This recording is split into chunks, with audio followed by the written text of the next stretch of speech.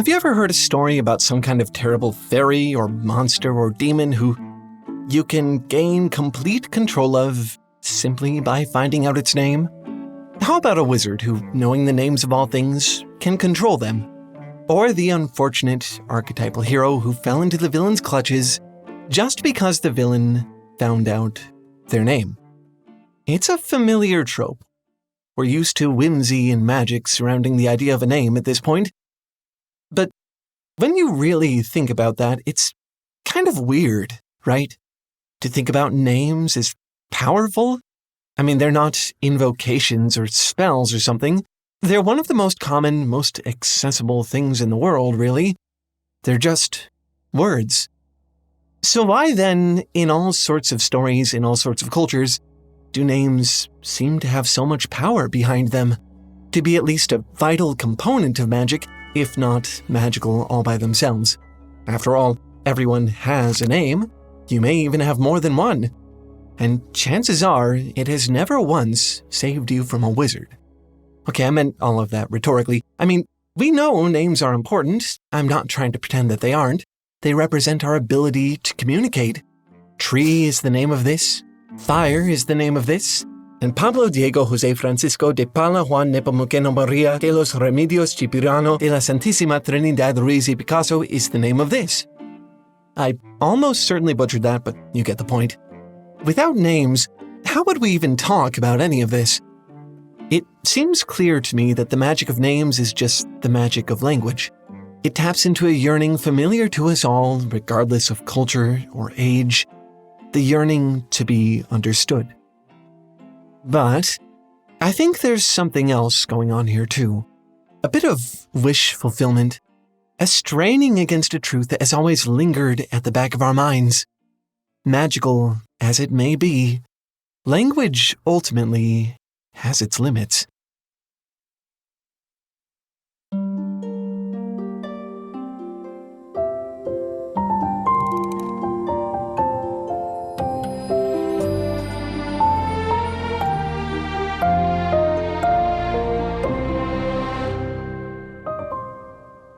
Back in the day, people just seemed to sort of take for granted that names had power. Like, real power. The dangerous stuff. Think back to the classic German fairy tale Rumpelstiltskin. The only way the hero manages to get out of her vow to give her firstborn child to the imp is to figure out his name, which either drives him away or kills him, depending on the telling. There's also the old Welsh tale, Gwarwyn y Throt, which I almost certainly just mispronounced, get ready for a lot of that this episode, about a helpful house brownie who turns into a boggart and flees when the lady of the house learns its name. There's the shape-shifting Norker of Scandinavian legend, which is a water spirit who attempts to lure its victims with beautiful violin music and drown them, but it can, of course, be killed on the spot, simply by calling its name. And how does any of this work? Why are names this powerful? Well, because, they just are. In these stories, it's just kind of a cosmic rule.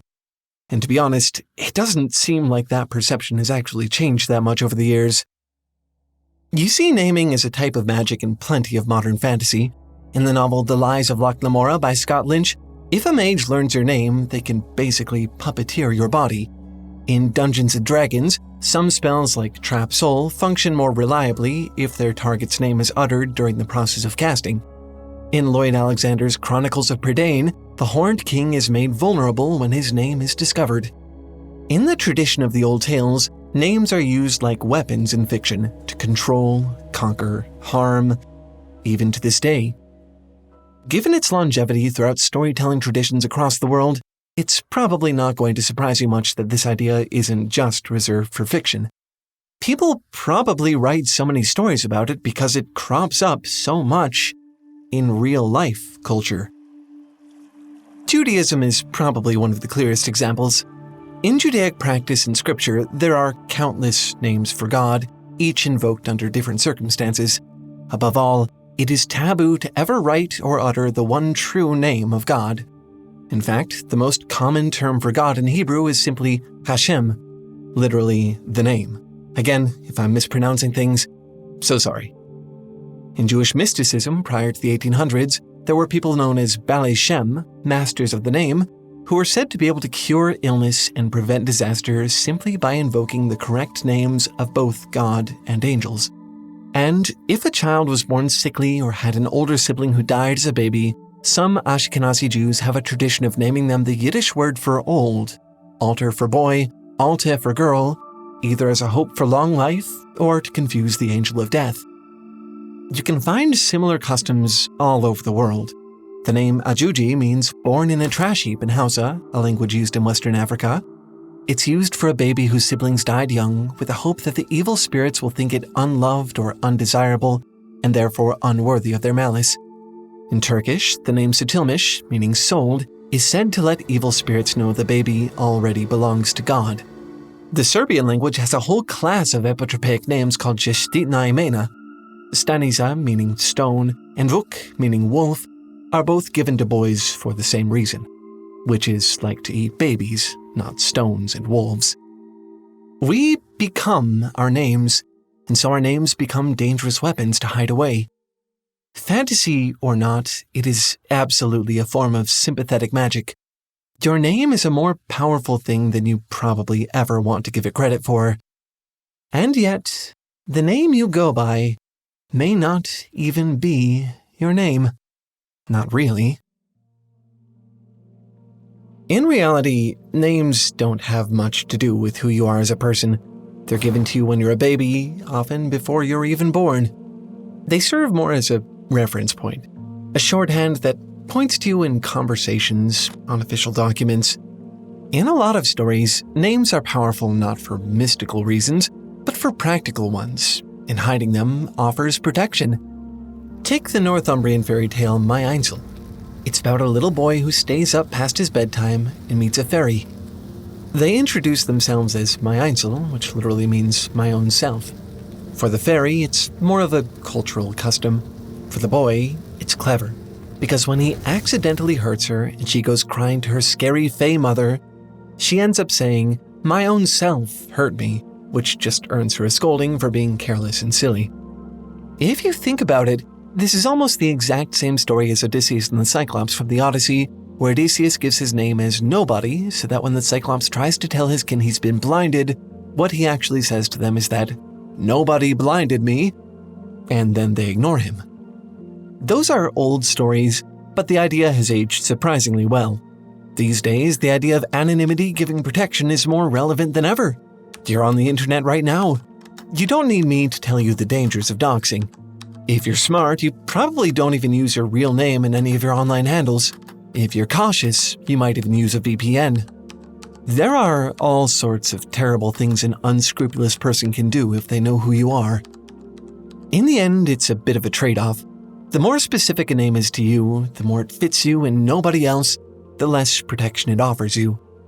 But the more generic a name is, the more people you have to share it with, and the less it represents you specifically. After all, there are countless Joe Smiths in the world, but only one Pablo Diego Jose Francisca de Paula Juan Nepomuceno Maria de los Remedios Cipriano de la Santísima Trinidad Ruiz y Picasso. At least, that I know of. There's a difference between a name as a symbol and a name as a definition. I think it's very natural to long for the latter. It's natural to desire a name that feels like you, something unique to who you are that encompasses all your subtleties and contradictions, a name that, no matter where it is uttered or who hears it, cannot refer to anyone but you. A true name. In fantasy, true names are often hidden because of their power, and common names are used every day in speech instead. In Ursula K. Le Guin's A Wizard of Earthsea, the only way to learn your own true name is for a wizard to discover it and tell you.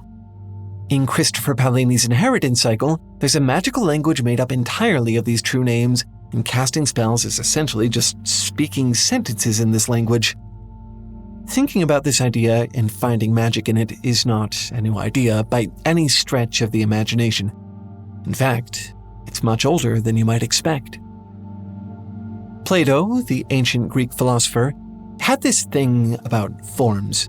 He thought that everything we could perceive was only the shadow of a higher, more accurate, more truthful version of itself. Yes, that's a chair, but it's not the chair. the perfect, unblemished concept of a chair, the chairiest of all chairs. He called this the ideal form, and while he suggested that it was what all life ought to strive toward, he also made it pretty clear that he thought this was ultimately beyond our comprehension altogether. We could never hope to understand, much less lay hold of, the ideal, which means that any attempt at giving something a true name is doomed from the start. Except, he did say that with the help of a skilled enough name craftsman, what he called a nomothete, someone trained to see past the shadows of perception to the truer, more ideal reality beneath, it could just perhaps be achieved. And that is a pretty interesting concept. In Patrick Rothfuss's Kingkiller Chronicle series, which is very good, by the way, even without a third installment, magic is very systematized. There are rules, there's research, a lot of it basically becomes science. All magic, that is, except for the art of naming. In this world, naming lets you control a thing by knowing it entirely. The true names of things are constantly shifting, with every minute change in something altering its name correspondingly. Most namers can only call a true name when they're in an extreme emotional state, and even then have no idea what they even said. Anyone who hears the name will just hear a common, unremarkable version of the thing uttered in their own tongue.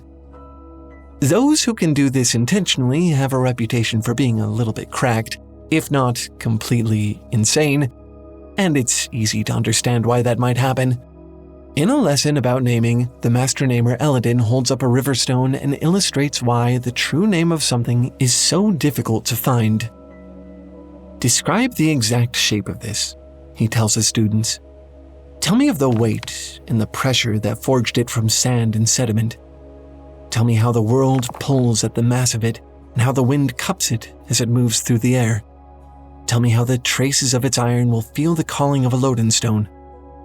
All of these things and 100,000 more make up the name of this stone. This single, simple stone. And that's the problem. The students in Eladin's class have a chance to learn the true names of things because they have magic. They have a capacity that we don't to become Plato's fantasized nomothetes. But for us poor saps here on planet Earth, it's impossible. What sounds would these names even be composed of? What letters? Maybe that's why we keep telling these stories. Maybe the idea of true names in fiction is a bit of wish fulfillment. Everyone who knows a language wants to use it to communicate, to understand the true nature of the things around them, and to share those insights with others. Try as we might, we can never really do that. The task is simply too great. The best we can ever do is symbols.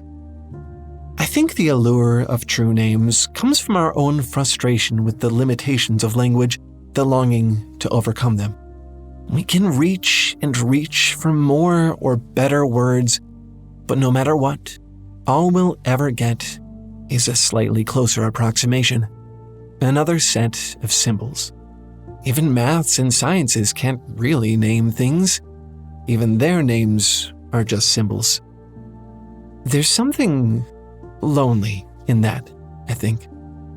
To exist as a creative being in a world that you fundamentally cannot fully describe with the tools available to you, it's cruel. No wonder we fantasize about worlds where we can. Nevertheless, maths and sciences are probably the closest we can get to experiencing this. They tend to be far more exacting in their logic and interpretations than other methods of communication. They're also a bit harder to learn. Unfortunately, on an institutional level, that just isn't true for a lot of people anymore, especially when it comes to education. Public school isn't really a one-size-fits-all solution, and seeking your own education is increasingly reserved for people with enough money to pay for it. But it doesn't have to be that way. Our sponsor, Brilliant.org, can make all of that far more affordable and far more fun than it's ever been before.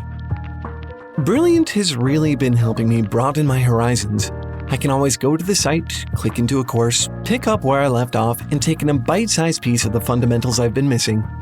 Whether it's maths, science, physics, anything and everything STEM, Brilliant has something for you.